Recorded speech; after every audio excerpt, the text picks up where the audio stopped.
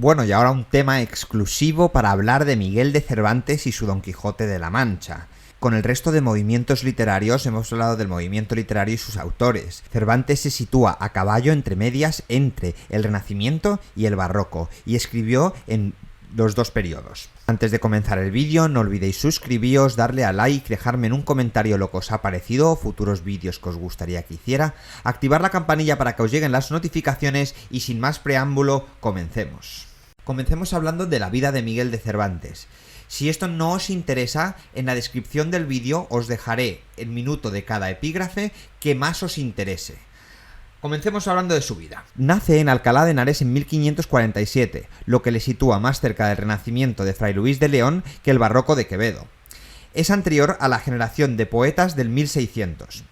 Se instala en Madrid, en un colegio regentado por un profesor erasmista, Lope de Hoyos. A los 21 años se va como camarero del cardenal Acquaviva a Italia, la meca de la cultura, viviendo así la Italia renacentista. Se alista como soldado y en la batalla naval de Lepanto resulta herido perdiendo la movilidad del brazo izquierdo. Continúa en el ejército y tiempo después es apresado por los turcos, pasando 5 años de cautiverio en Argel, algo muy duro para un amante de la libertad como él. Intentó escapar en distintas ocasiones pero sin éxito. Al llevar una carta de recomendación del rey, se estipula un alto rescate por el que dificulta una pronta liberación. De hecho, su hermano menor fue liberado con anterioridad. Una vez redimido por los trinitarios, se instala en Madrid. Aunque ya nadie se acordaba de él, fue un héroe sin reconocimiento social. Escribe su primera novela, La Galatea, pero sin éxito, e intenta abrirse camino como autor teatral, que era lo que daba dinero, pero no lo consigue. Llegó tarde a escribir el tipo de teatro de la época que ya había sido revolucionado por Lope de Vega, como vimos en el tema anterior. Entra al servicio del Estado ejerciendo como recaudador de impuestos para la Armada Invencible por Andalucía. En 1597 pasó 3 meses en una prisión sevillana. Es allí donde empieza a imaginar el Quijote. Tras ser exculpado, se instala con su familia, hija, hermana y sobrinas, en Valladolid, donde está la corte.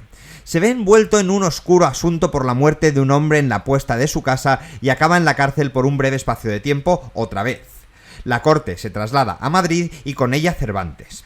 Aquí empieza la década más productiva y de mayor furor creativo, en el que escribe El Quijote, las novelas ejemplares El viaje de Parnaso y 8 obras teatrales, 8 comedias y 8 entremeses nunca representados, y la segunda parte de Don Quijote de la Mancha.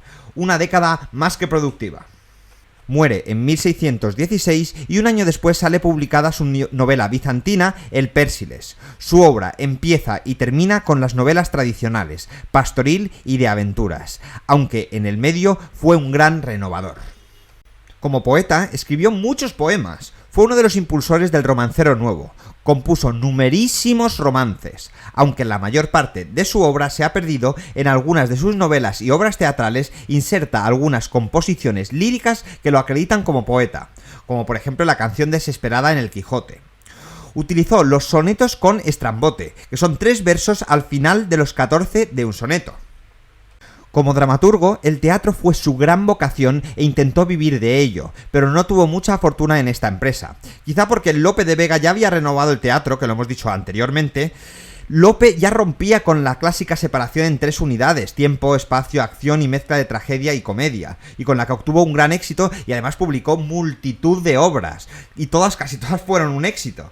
Aunque sí logró representar 2 obras Cervantes, que fue La Numancia y El Trato de Argel, ajustadas a la estética tradicional.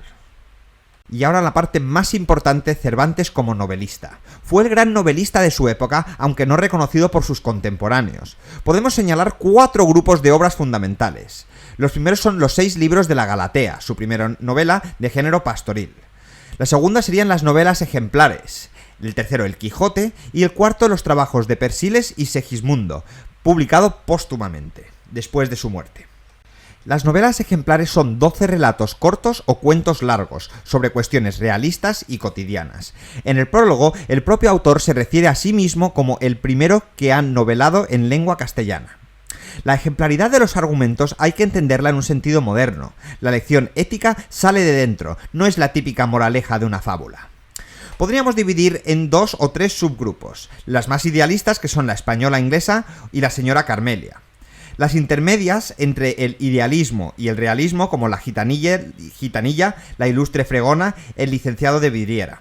Y las más realistas, el rinconete y cortadillo, el celoso extremeño y el coloquio de los perros, que puede llegar hasta considerarse picaresca.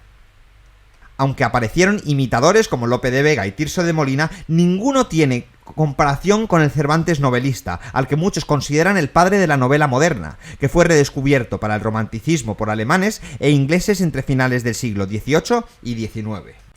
Don Quijote de la Mancha. Su argumento, de todos conocido, supone un choque entre el deseo y la realidad. Hablemos primero de su composición y partes. La presencia de las 3 salidas de Don Quijote hace pensar que en un primer momento la idea era hacer una novela ejemplar, más que se desbordó. Se trata de la estructura típica de la novela de viaje de caballerías o bizantina. Toda la obra es un encadenamiento de aventuras que van perfilando los caracteres de los protagonistas. Esta fue escrita en 2 partes, con 10 años de distancia, de 1605 a 1615. Estas 2 partes son bastante distintas. Vamos a echar un vistazo a las principales diferencias.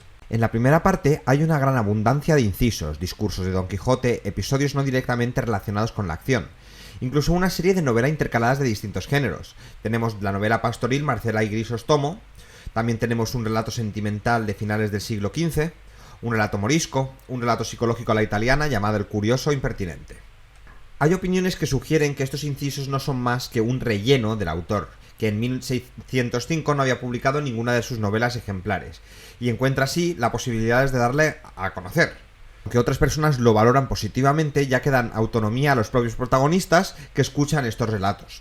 En la segunda parte todo esto desaparece, no hay incisos ni novelas intercaladas. En 1615 ya no les quedaban más novelas por publicar a Cervantes, entonces ya dejaba de utilizar el Quijote como un mecanismo para publicarlas. En todos los episodios ya siempre participan los protagonistas principales. Es más unitaria, mientras que la primera pues se va un poco por los cerros de Úbeda con distintos temas. Una explicación sugiere que Cervantes intercala las novelas para dar variedad a la acción, no cansar con la monotonía del personaje. Pero en la segunda parte no tiene esta necesidad, ya tiene claro cómo encauzar a sus personajes y además cuenta con la primera parte.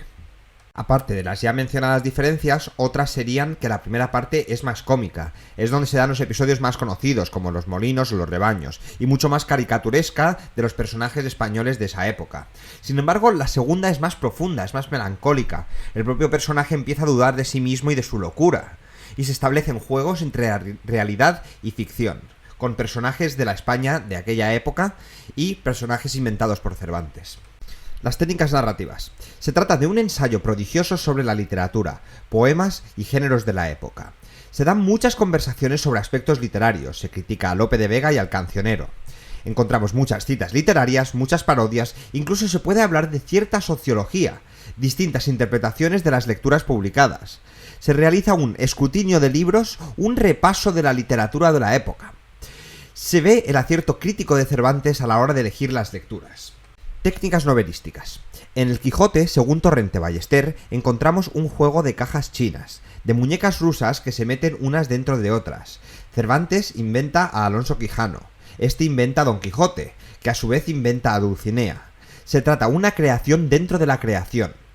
El escritor finge que no es el autor de la obra, el tópico del manuscrito encontrado, que la ha hallado escrita por un historiador árabe, Zide Hamete Berengeli, y la manda a traducir a un morisco. Tenemos así 3 voces que hacen distintos comentarios, lo que le da mucha riqueza, ya que sugiere distintas perspectivas. Otro elemento narrativo novelesco muy interesante es que el propio Cervantes se introduce como personaje, como el autor de la Galatea y Numancia, así como de Rinconete y Cortadillo, publicada 8 años después. Y el preso de Saavedra que intenta escapar de Argel también sería una representación de la vida de Cervantes que ya hemos comentado en el primer epígrafe de este tema. La locura del Don Quijote. Este personaje no es el único loco cervantino, también el licenciado Vidriera tiene esta condición. En el caso de Alonso Quijano se trata de una locura literaria que tiene su origen en la lectura de cierto género, el de caballerías, que le hace fabricarse su propio personaje y un mundo a su medida. Se ve obligado a hacer transformaciones de la realidad, molinos con gigantes, pero es una realidad que se asimila, no se transforma. La locura está en sus interpretaciones de la realidad, no en la realidad misma. Es un loco entreverado de lúcidos intervalos, a veces sensato que solo con el furor caballeresco enloquece. Esta locura irá evolucionando a medida que avanza la obra. En la primera parte es el propio personaje el que cambia, desfigura la realidad, pero en la segunda serán los demás los que la cambiarán. Se produce una interrelación entre los personajes, el idealismo de Quijote y el realismo de Sancho se irán invirtiendo, pero la realidad se le va imponiendo a Don Quijote, que va descreyendo ese mundo, planteándose angustiosas dudas para morir cuerdo. No obstante, para Cervantes Don Quijote no muere, el que muere es Alonso Quijano y de melancolía. ¿La muerte es el efecto o la causa de la cordura? La locura ha tenido efectos beneficiosos, como caballero andante tiene ahora más virtudes, aunque sea un héroe ridículo, es admirable. Ha ayudado al prójimo y al patrón de una vida cristiana. Interpretación y trascendencia del Quijote. Tuvo un éxito fulminante. Al año siguiente, durante los carnavales, ya se veían disfraces de Don Quijote y Sancho. Se leyó como un libro cómico cuya trascendencia quedaba limitada a ser una parodia regocijante de las novelas de caballerías, como él mismo reconocía.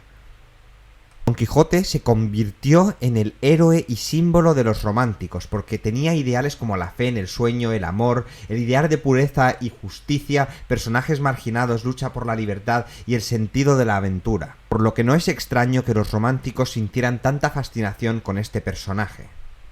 La novela es también muy importante como reflejo del idealismo y del pragmatismo representado por Don Quijote y Sancho respectivamente. Son dos percepciones diferentes de la realidad, pero ambos son buenas personas, ambas posturas pueden mantenerse y el propio Cervantes mantendrá esta actitud. El equívoco de la vida siempre hay más de un punto de vista. Aunque es cierto que el autor utiliza la ironía, que no la sátira, no se puede saber hasta qué punto está burlándose o no de Don Quijote. Y ahora, como bonus, vamos a hablar un poquito del Quijote de Avellaneda. Un año antes de la publicación de la segunda parte, aparece una continuación firmada presumiblemente por Avellaneda, seudónimo de Jerónimo de Pasamonte, amigo de Lope de Vega. Cervantes, a su prólogo a la primera parte, ironiza sobre el dramaturgo, y eso hace que en el prólogo de Avellaneda se haga una defensa de Lope. Además, el propio Avellaneda se vio reflejado en uno de los ladrones, Ginés de Pasamonte. Es posible que esto explique por qué robó gran parte de las ideas que tenía Cervantes para su segunda parte. Como respuesta, el manco de Lepanto, Cervantes, profundizará en sus ironías contra Lope, pero su verdadera venganza vendrá a través de sus personajes. Don Quijote y Sancho denuncian a Avellaneda como el historiador de unos impostores. Cervantes elige uno de los personajes del propio autor para que le traicione, mientras los personajes cervantinos se defienden solos. En la obra Guzmán de Alfarache, mencionada en el anterior tema del Renacimiento, como ejemplo de novela picaresca, sucede algo muy parecido. Bueno, y con esto terminamos el tema de Cervantes y Don Quijote de la Mancha. Si os ha quedado cualquier duda o hay algún tipo de información que os gustaría saber de esta obra, ponedme en los comentarios y os contestaré directamente. Aparte de esto, no olvidéis suscribiros, darle a like, activar la campanilla para las notificaciones. Muchísimas gracias por estar allí y un abrazo muy fuerte para todos.